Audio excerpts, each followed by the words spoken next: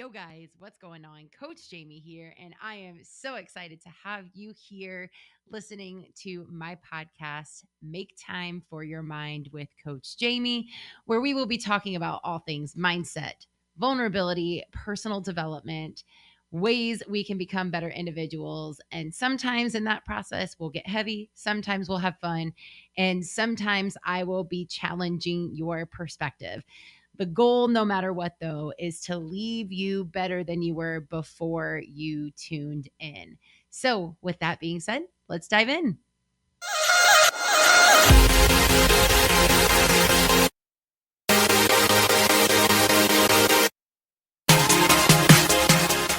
Welcome back, everybody. I have a very specific person that I am talking to today. Um, Dear stubborn one, type A, strong personality that just can do everything all by themselves and doesn't need anybody. This is for you. And the reason why I want to talk about this is because it takes one to know one. That is kind of the beauty about this scenario. And even just as a side note, which I promise I'm not going to talk about this, but with what I do with my coaching and who I coach, it's because everything that I say, like I've been that person, or I also still in some way, shape, or form am working on removing these types of thought patterns and habits and being the strong person trying to take care of everybody else. And if you watched the last episode, as I mentioned, this season is different because I'm like entering this like ooey gooey softness that is still new to me.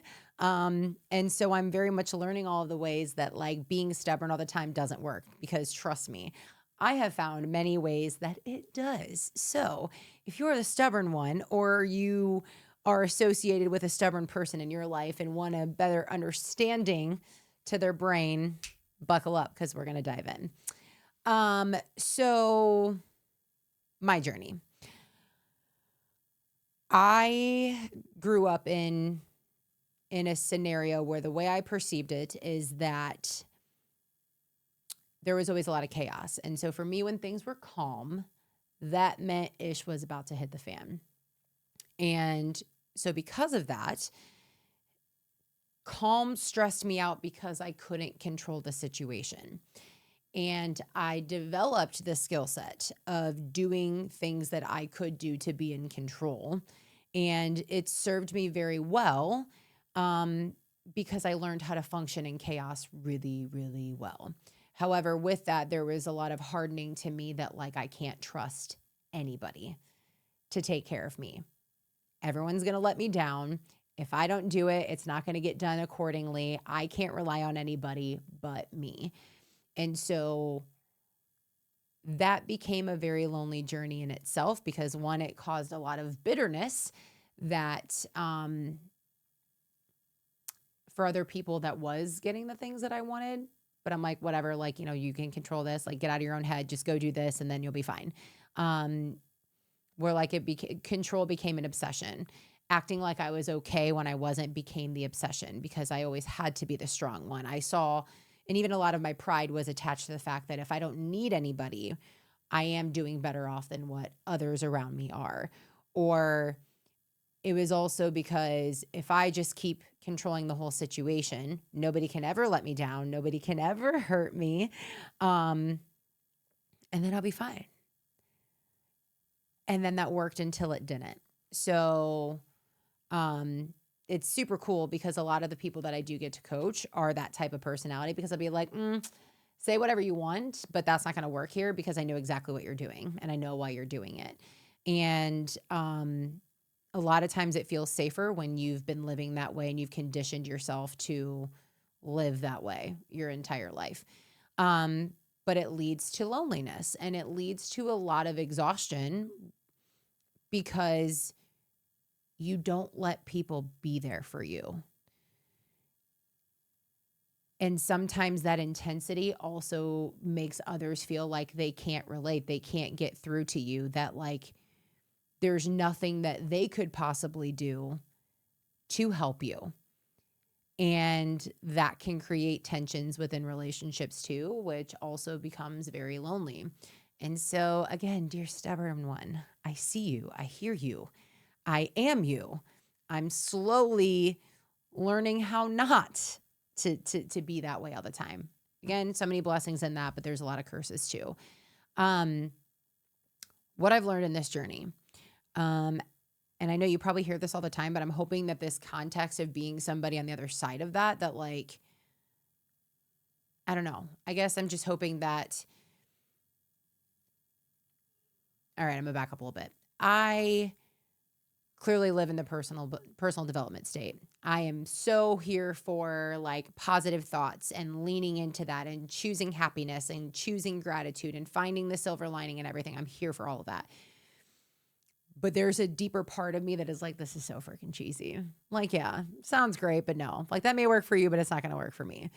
And I get that. And so hopefully by, again, me saying that, like, having that mentality or also like being on that side of it, it can speak into you and encourage you too, that like when I truly say like, it's okay to ask for help, or like that it truly takes more strength for you to be vulnerable than to not, like, I mean it and I get it. And I'm now starting to experience as I continue to grow and make this shift within myself. Yeah, I've been like super emotional lately where like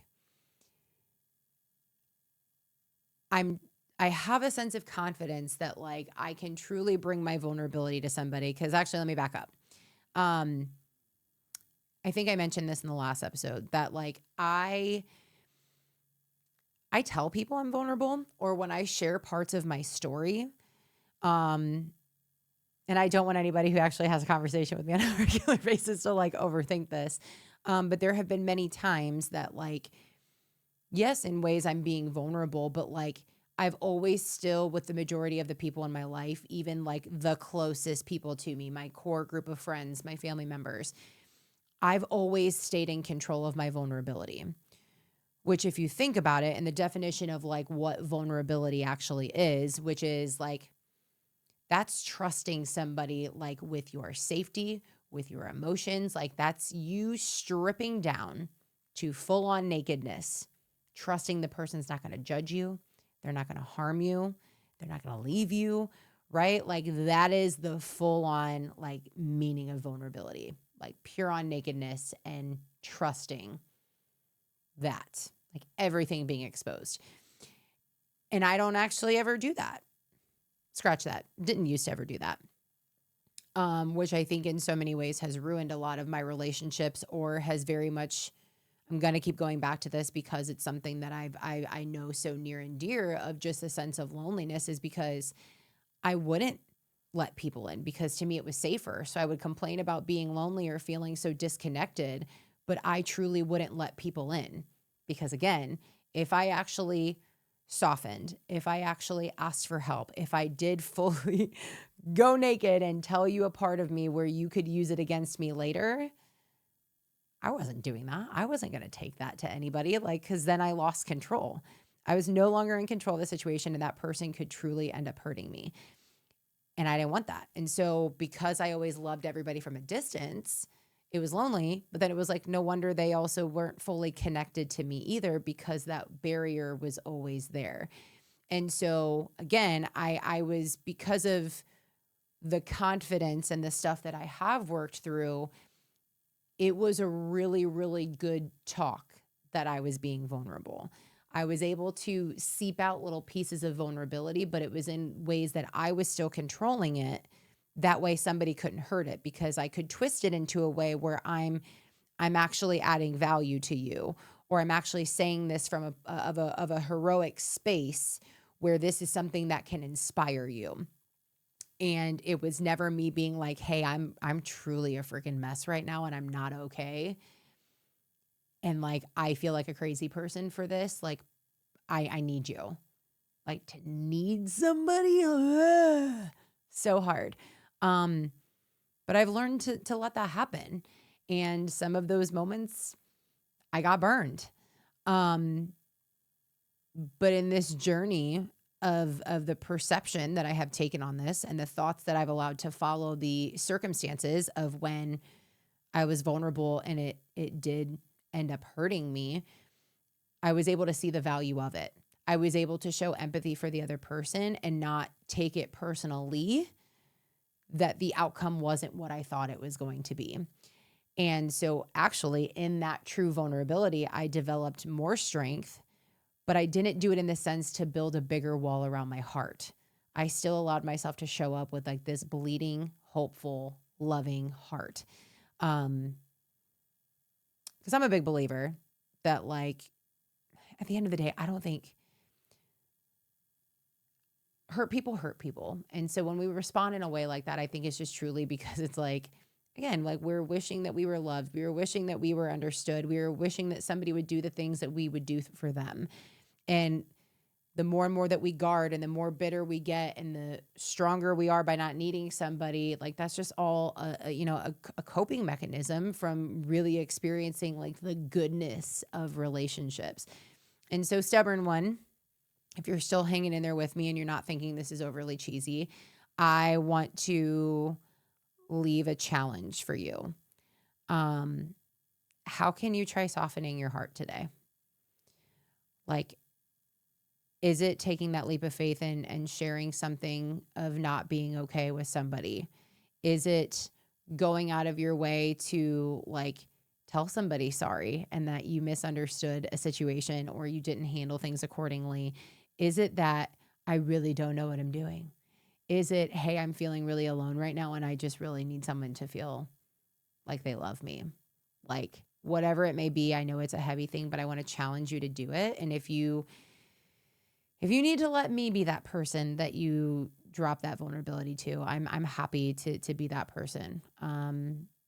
Because there are so many people out there who are there to love you through that and still show up and be there for you despite the flaws and the vulnerabilities that you bring to them of things not being okay. So give it a try. As always, you can shoot me a DM, whether it's through social media, email. If you're close enough to me to shoot me a text, do that. But I just want to challenge you to try to soften a little bit more because I was just talking to somebody the other day actually about this, that like it sounds cheesy and like I feel like I've become this just like, I don't know. There's some people that I've met where I'm like, dude, that's a lot. And like that's a little too cheesy for me. Like you need to tone it down. But it feels really good. And like I said, like even I've cried more in this last month than I probably have in like the last 10 years. And it's been like so many like cheers of just joy and like happiness because of just really letting down some of those walls. So, okay, this is getting super cheesy and like I'm making my own stomach feel bleh. But yes, stubborn one. I see you. I hear you. I love you. Try softening your heart today and then tell me all about it. And then I will see you next time.